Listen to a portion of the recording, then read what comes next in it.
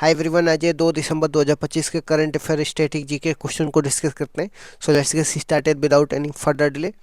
हाल ही में भारत सरकार ने साइक्लोन दितवाहा के बाद श्रीलंका की मदद करने के लिए कौन सा ऑपरेशन शुरू करी है? तो ऑपरेशन सागर बंधु शुरू करी है।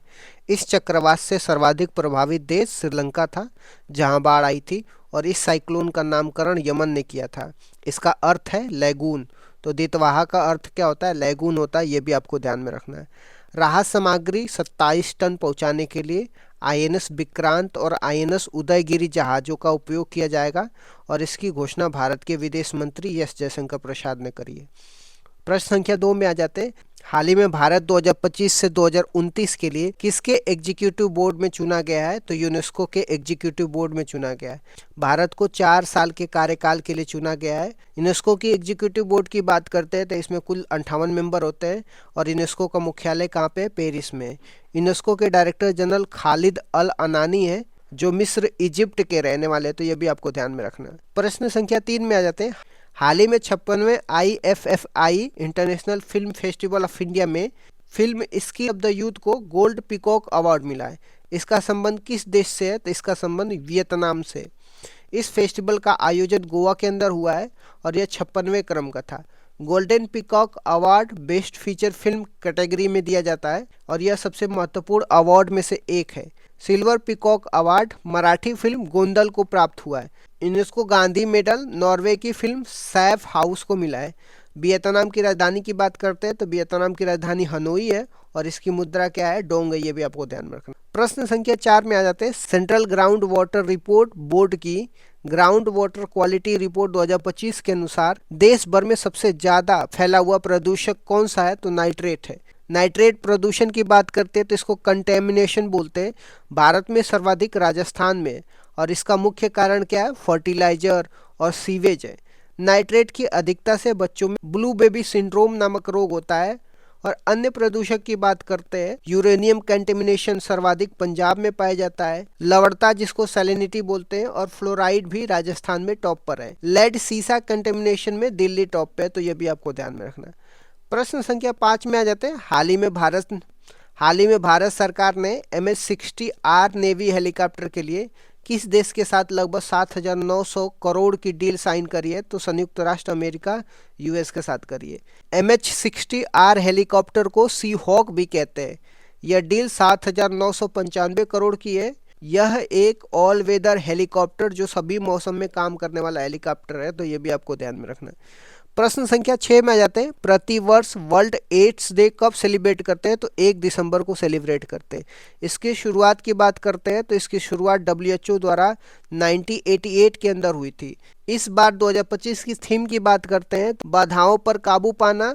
और एड्स की फुल फॉर्म क्या है? एड्स का फुल फॉर्म भी आपको ध्यान में रखना है। एक्वायर्ड इम्यूनो डिफिशियंसी सिंड्रोम है। यह रेट्रो वायरस HIV से होने वाला रोग है, और HIV वायरस सबसे पहले शरीर के टी लिम्फोसाइट, जो हमारी रक्षा प्रणाली का मजबूत सिपाही होता है, उस पर अटैक करता है। और एड्स का पहला टेस्ट एलिसा टेस्ट होता है।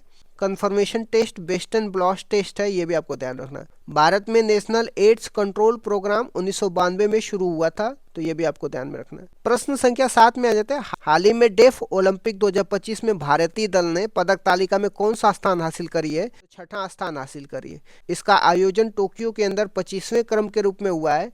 इसमें 73 भारतीय एथलीटों ने भाग लिया है। पदक तालिका में यूक्रेन पहले स्थान पर रहा है, और भारत ने कुल 20 पदक जीते हैं, जिसमें से 9 गोल्ड, 7 सिल्वर और 4 ब्रॉन्ज शामिल है। भारतीय दल के ध्वजवाहक जर्लिन थे। भारत का पहला गोल्ड धनुष श्रीकांत ने शूटिंग खेल में जीता है। प्रश्न संख्या 8 में आ जाते हैं। हाल ही में भैंसों की लड़ाई मो जूझ को प्रारंभ करने के लिए किस राज्य की असेंबली ने जानवरों पर क्रूरता की रोकथाम बिल 2025 में अमेंडमेंट बिल पास किया है? तो असम सरकार की असेंबली ने।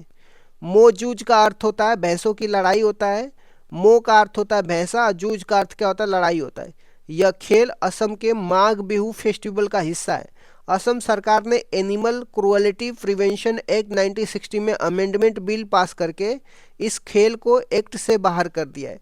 जल्लीकट्टू तमिलनाडु में और कंबाला कर्नाटक में मनाया जाता है, और मुर्गों की लड़ाई झारखंड में होती है। तो ये भी आपको ध्यान में रखना है। क्वेश्चन नंबर 9 में आ जाता है। ब्यूरो ऑफ इंडियन स्टैंडर्ड के भारत के नए भूकंप जोनेशन मैप में किसे जोन 6 में शामिल किया गया है? तो हिमालय क्षेत्र को। जोन 6 वर्तमान में सर्वाधिक संवेदनशील जोन है। यह नया seismic zonation map bureau of Indian standard ने जारी करी है।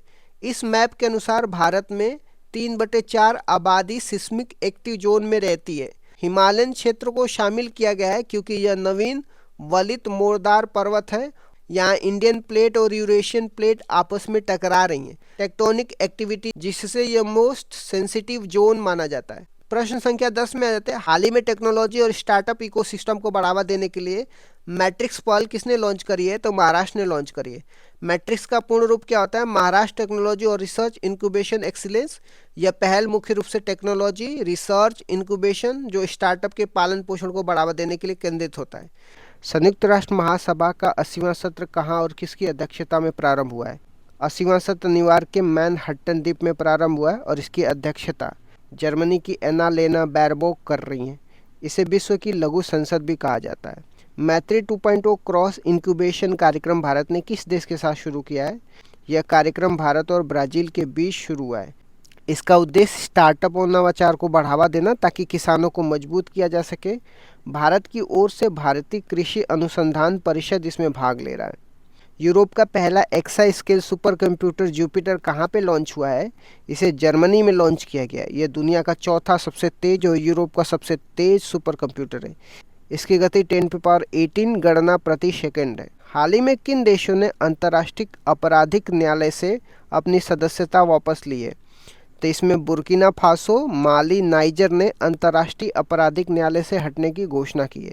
इन्होंने आरोप लगाया है कि यह न्यायालय नव उपनिवेशवादी दमन का एक साधन है। राष्ट्रीय आयुर्वेद दिवस 2025 कब मनाया गया है? यह दिवस 23 सितंबर को मनाया गया है। 2025 से पहली बार इसे निश्चित तारीख पर मनाया जा रहा है। इससे पहले यह धनतेरस पे मनाया जाता था। इस वर्ष का मेजबान गोवा था। नई दिल्ली वर्ल्ड फूड इंडिया 2025 के भागीदार देश कौन है? तो इसके भागीदार देश सऊदी अरब और न्यूजीलैंड है। इसका आयोजन खाद्य प्रसंस्करण मंत्रालय द्वारा नई दिल्ली में किया जाएगा। भारत के किस ज्वालामुखी में हाल ही में कम तीव्रता वाला विस्फोट हुआ है? अंडमान निकोबार द्वीप समूह में स्थित बैरन द्वीप ज्वालामुखी में विस्फोट हुआ है। यह भारत का एकमात्र सक्रिय ज्वालामुखी है। रोश हसना नववर्ष पर्व का संबंध किस समुदाय से है? यह यहूदी समुदाय का नव वर्ष है। हिब्रू भाषा में इसका अर्थ वर्ष का मुखिया होता है। बीसीसीआई के नए अध्यक्ष के रूप में किसे नियुक्त किया गया है? मिथुन मनहास को बीसीसीआई का नया अध्यक्ष नियुक्त किया गया है। उन्होंने रोजर बिन्नी का स्थान लिया है। वर्ष 2025 का बैलन डी ओर पुरस्कार महिला वर्ग में किसे मिला है? महिला वर्ग में यह पुरस्कार स्पेन की एतेना बोनामाटी को लगातार तीसरी बार मिला है। पुरुष वर्ग में यह पुरस्कार फ्रांस के ओस्मान डेबले को मिला है। अब आ जाते हैं भारतीय संविधान के कुछ इंपॉर्टेंट आर्टिकल अनुच्छेद के बारे में।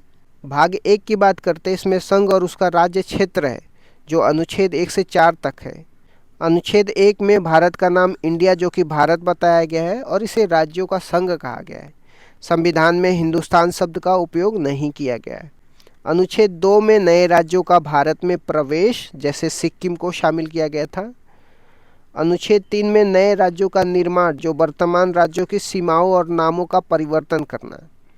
अनुच्छेद 4 में अनुच्छेद 2 और 3 के तहत कानून बनाने की शक्ति संसद के पास होगी। भाग 2 की बात करते हैं। इसमें नागरिकता से संबंधित है।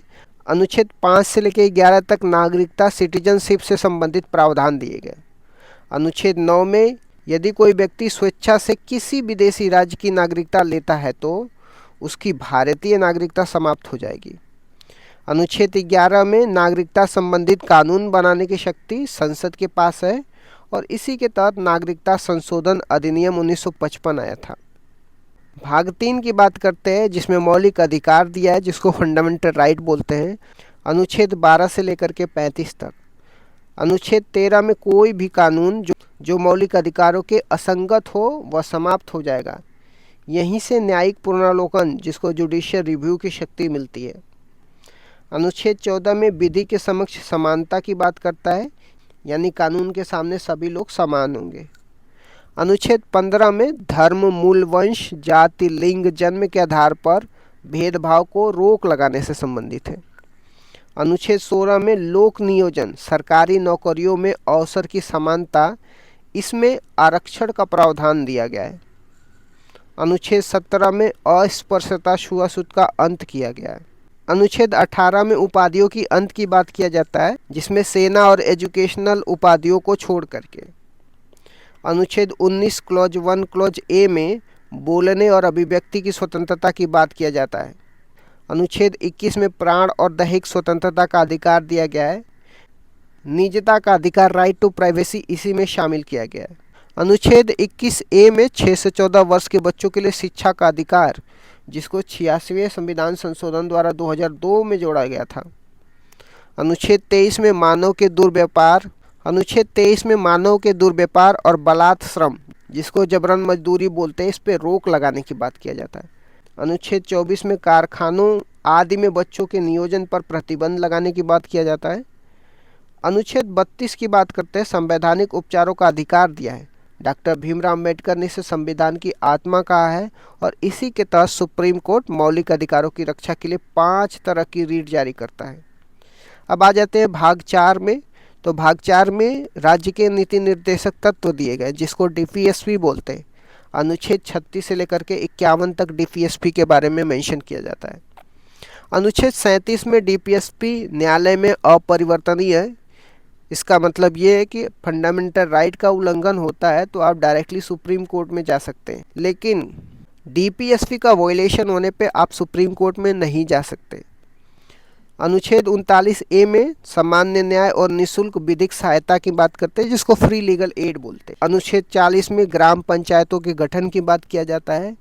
अनुच्छेद 44 में नागरिकों के लिए एक समान सिविल संहिता, जिसको यूनिफॉर्म सिविल कोड बोलते हैं, दिया गया है। अनुच्छेद 48 ए में पर्यावरण संरक्षण और संवर्धन वन्य तथा वन्य जीवों की रक्षा से संबंधित है। अनुच्छेद 50 में कार्यपालिका से न्यायपालिका का पृथक्करण की बात किया जाता है। अनुच्छेद 51 में अंतर्राष्ट्रीय शांति और सुरक्षा को बढ़ावा देना भारत की विदेश नीति का आधार है। अब आ जाते हैं भाग 5 में, जो संघ की बात किया जाता है। अनुच्छेद 52 से लेकर के 151 के बीच में दिया गया है। अनुच्छेद 52 में भारत का एक राष्ट्रपति होगा, ऐसा मेंशन किया जाता है। अनुच्छेद 61 में राष्ट्रपति पर महाभियोग, इम्पीचमेंट की प्रक्रिया से संबंधित प्रावधान दिए गए। अनुच्छेद 72 में राष्ट्रपति की क्षमादान की शक्ति दिया गया है, जो राष्ट्रपति मृत्युदंड को भी माफ कर सकते हैं। अनुच्छेद 76 में भारत का महान्यायवादी, जिसको अटॉर्नी जनरल ऑफ इंडिया बोलते हैं, दिया गया है।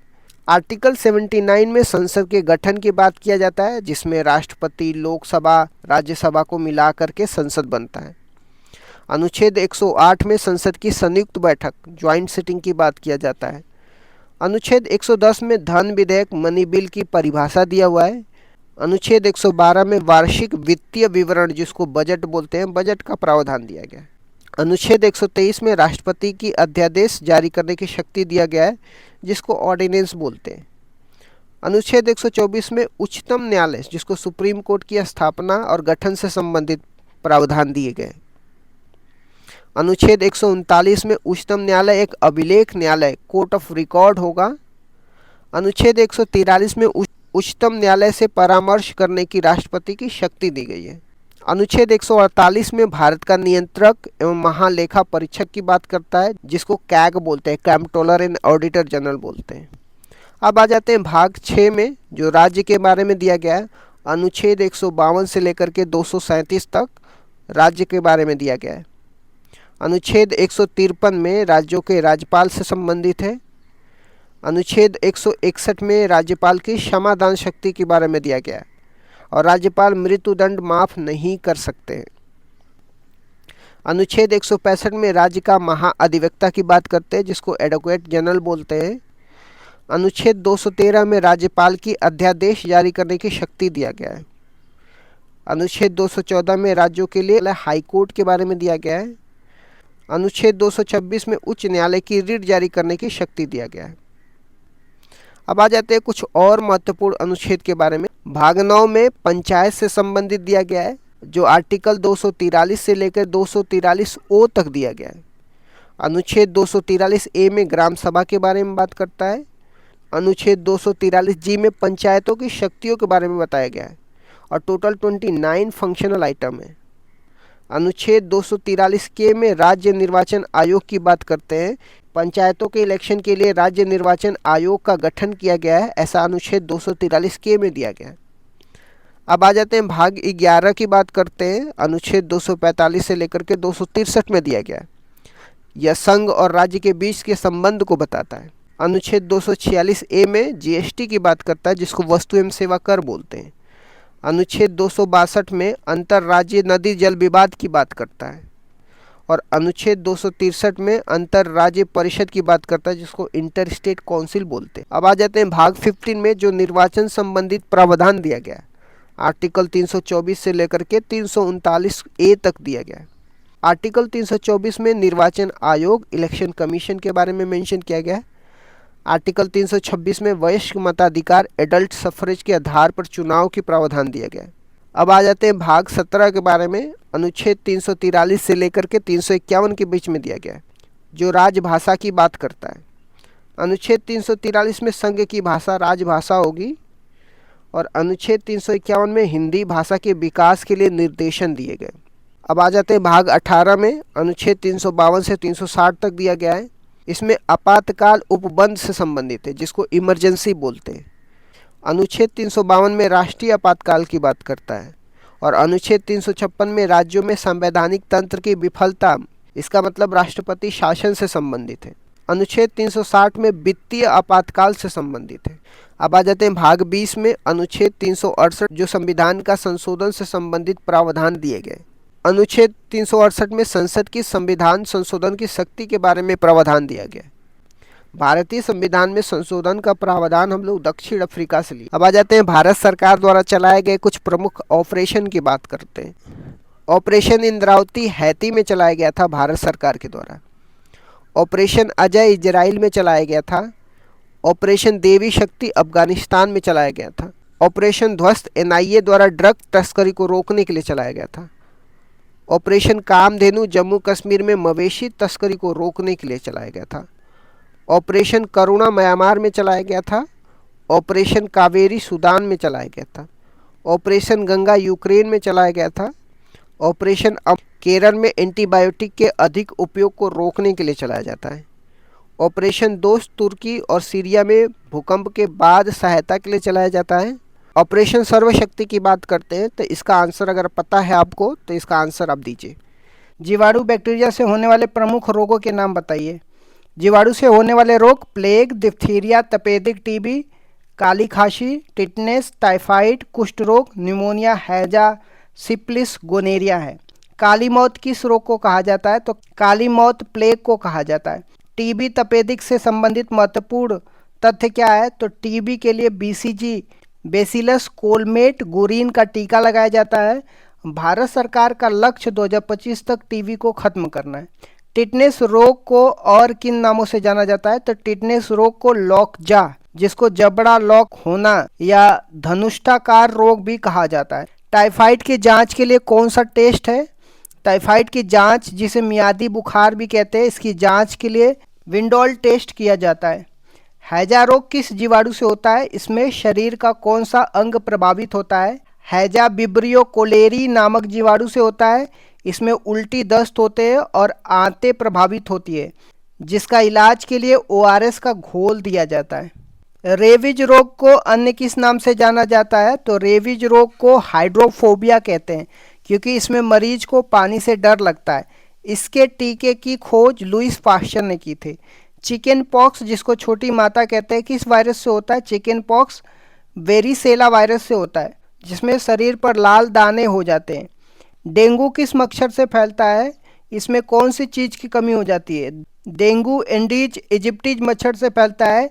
इसके वायरस का नाम अर्बो वायरस है और इस रोग में शरीर में प्लेटलेट्स की कमी हो जाती है।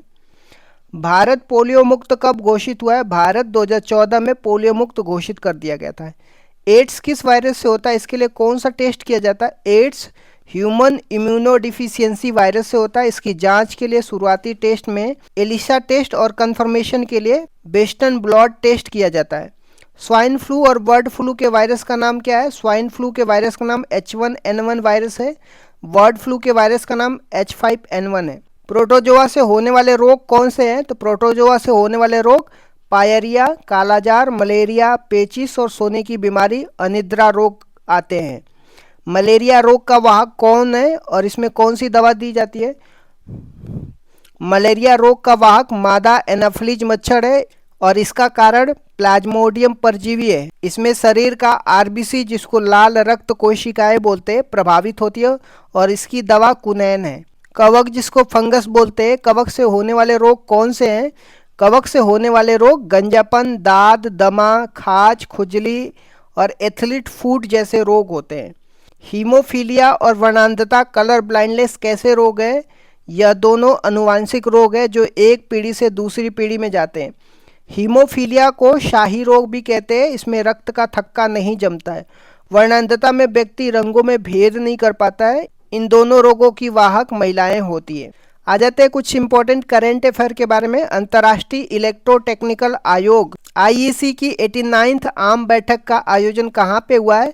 इसका आयोजन भारत में नई दिल्ली में भारत मंडपम में हुआ है।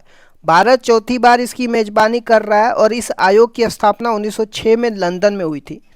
महिला हॉकी एशिया कप 2025 का उप विजेता कौन रहा है?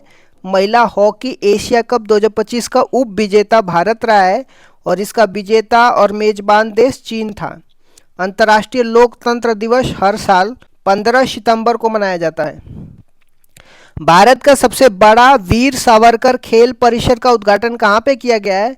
इसका उद्घाटन केंद्रीय गृह मंत्री अमित शाह द्वारा अहमदाबाद, गुजरात के नारनपुरा में किया गया है।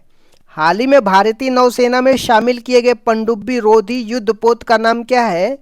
हाल ही में आईएनएस एंड्रोथ को भारतीय नौसेना में शामिल किया गया है।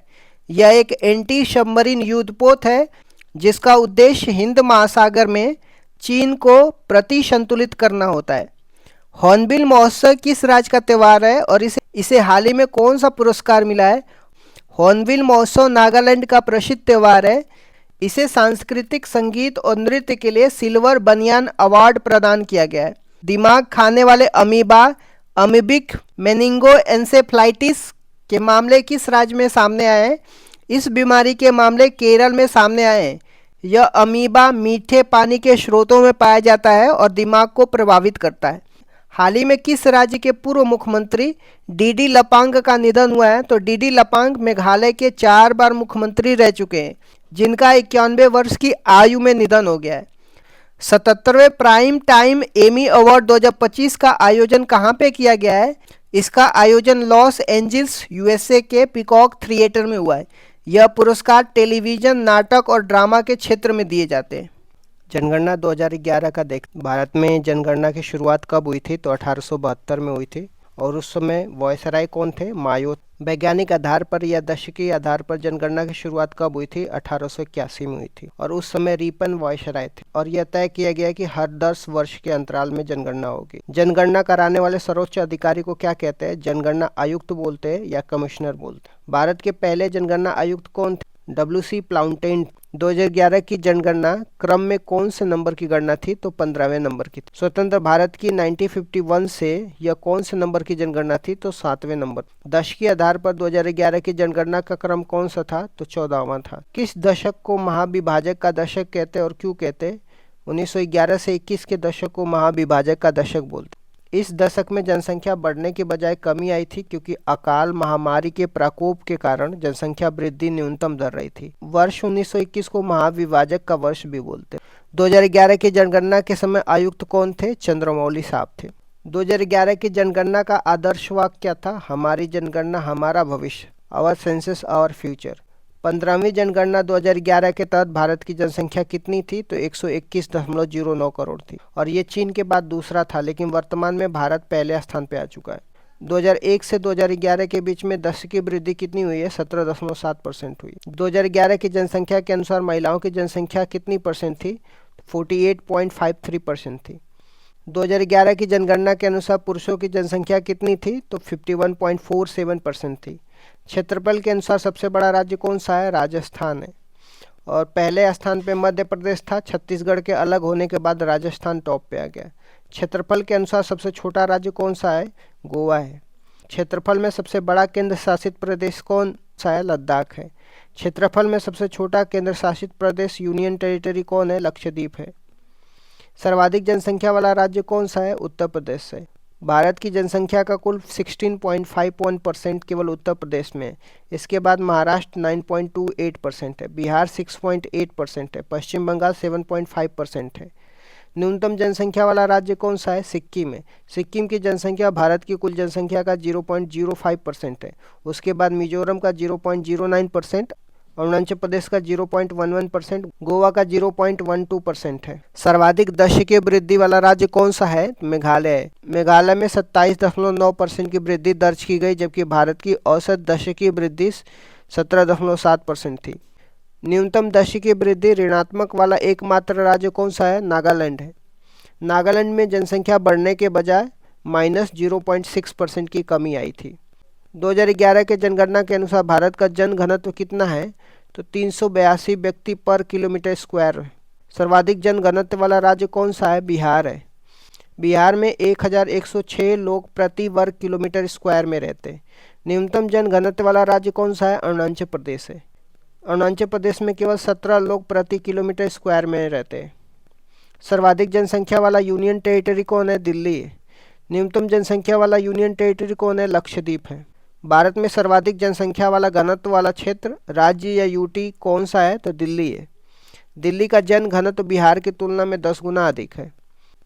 2011 के अनुसार भारत का लिंगानुपात कितना था? 943 था। प्रति 1000 पुरुषों पे 943 महिलाएं थी। सर्वाधिक लिंगानुपात वाला राज्य कौन सा है? केरल है। केरल में 1000 पुरुषों पे 1084 महिलाएं हैं। यह भारत का एकमात्र ऐसा राज्य है जहां लिंग अनुपात 1000 से अधिक है। न्यूनतम लिंगानुपात वाला राज्य कौन सा है? हरियाणा है। हरियाणा में 1000 पुरुषों पे 879 महिलाएं।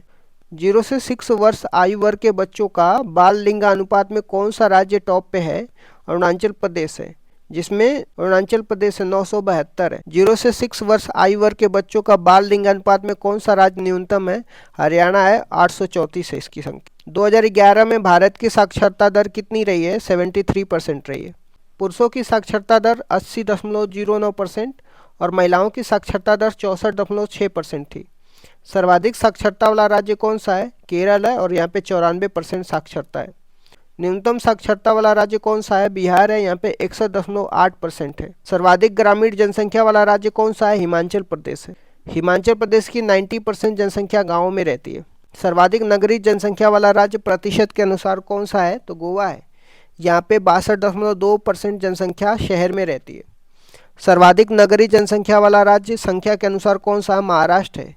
यहाँ पे 5.08 करोड़ लोग नगरीय जनसंख्या में रहते हैं। सर्वाधिक अनुसूचित जाति जनसंख्या वाला राज्य संख्या के अनुसार कौन सा है? तो उत्तर प्रदेश है। यहाँ पे लगभग 1.25 करोड़ SC शेड्यूल कास्ट जनसंख्या रहती है। सर्वाधिक अनुसूचित जाति जनसंख्या वाला राज्य प्रतिशत के अनुसार कौन सा है? पंजाब है। यहाँ पे लगभग 32% SC जनसंख्या परसेंट में रहती है। सर्वाधिक अनुसूचित जनजाति शेड्यूल ट्राइब जनसंख्या वाला राज्य संख्या के अनुसार कौन सा है? मध्य प्रदेश है। यहाँ पे लगभग 1.5 करोड़ शेड्यूल ट्राइब जनसंख्या रहती है। सर्वाधिक अनुसूचित जाति शेड्यूल ट्राइब जनसंख्या वाला राज्य प्रतिशत के अनुसार कौन सा है? मिजोरम है। मिजोरम राज्य की 94% जनसंख्या शेड्यूल ट्राइब में आती है।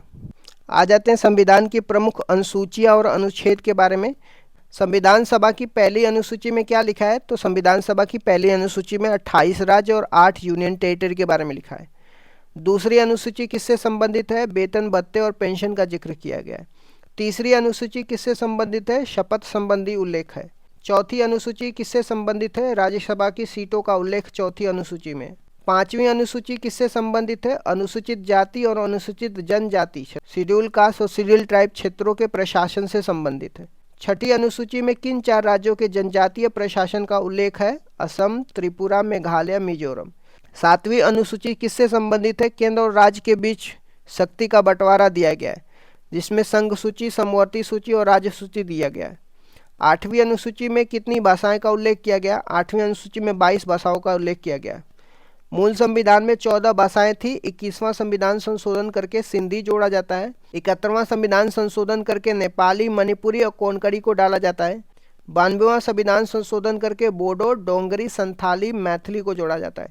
इस तरीके से 8वीं अनुसूची में 22 भाषाओं का उल्लेख किया गया है। 9वीं अनुसूची किस संविधान संशोधन द्वारा जोड़ी गई और किससे संबंधित है? तो पहले संविधान संशोधन 1951 में जोड़ी गई थी, भूमि सुधार से संबंधित है। 10वीं अनुसूची किस संविधान संशोधन द्वारा जोड़ी गई और किससे संबंधित है? 10वीं अनुसूची 52nd कॉन्स्टिट्यूशनल अमेंडमेंट करके जोड़ी जाती है। इसमें दल बदल संबंधी प्रावधान दिया गया है। 11वीं अनुसूची किस संविधान संशोधन द्वारा जोड़ी जाती है और ये किससे संबंधित है और इसमें कितने विषय हैं? 11वीं अनुसूची 73वें संविधान संशोधन द्वारा जोड़ा जाता है। 11वीं अनुसूची 73वां संविधान संशोधन द्वारा जोड़ी जाती है, जिसमें पंचायती राज, जिसमें लोकल गवर्नमेंट से संबंधित है। इसमें कुल 29 विषय है। 73वां संविधान संशोधन 24 अप्रैल 1993 से लागू होता है। 12वीं अनुसूची किस संविधान संशोधन द्वारा जोड़ी गई और किससे संबंधित है? 74वां संविधान संशोधन द्वारा 12वीं अनुसूची को जोड़ा जाता है। इसमें नगर निकाय से संबंधित है। आ जाते कुछ रिवीजन करने के लिए। ब्राइट स्टार युद्ध अभ्यास भारत के साथ कौन सा देश शामिल है? मिस्र शामिल है। 3I एटलस दूरबीन कहाँ स्थित है? चिली में। स्कूल कक्षाओं में मोबाइल पर बैन लगाने वाला कौन सा देश बन गया है? South Korea. ई मोबिलिटी को बढ़ावा देने के लिए किसने पहल शुरू करी है? दिल्ली सरकार ने। दोस्ती पहला युद्ध अभ्यास किसके बीच में हुआ है? दिल्ली और ओस्लो के बीच में हुआ है। नया गोल्डन वीजा प्रोग्राम कहाँ पे स्टार्ट हुआ है? ओमान में हुआ है। स्क्रू वर्म परजीवी को कौन फैलाता है? मक्खियाँ फैलाती हैं। नो हेलमेट नो फ्यूल नियम किस राज्य का है? उत्तर प्रदेश का है। 20 साल पुराना फाइट शोर कहाँ पे मिला है? राजस्थान के जैसलमेर में मिला है। ओनम किस राज्य का त्यौहार है? केरल का है। राष्ट्रीय खेल दिवस कब मनाते हैं? 29 अगस्त को मनाते हैं। आर्द्रभूमि संरक्षण पुरस्कार किसे मिला है? जयश्री वेंकटेशन को।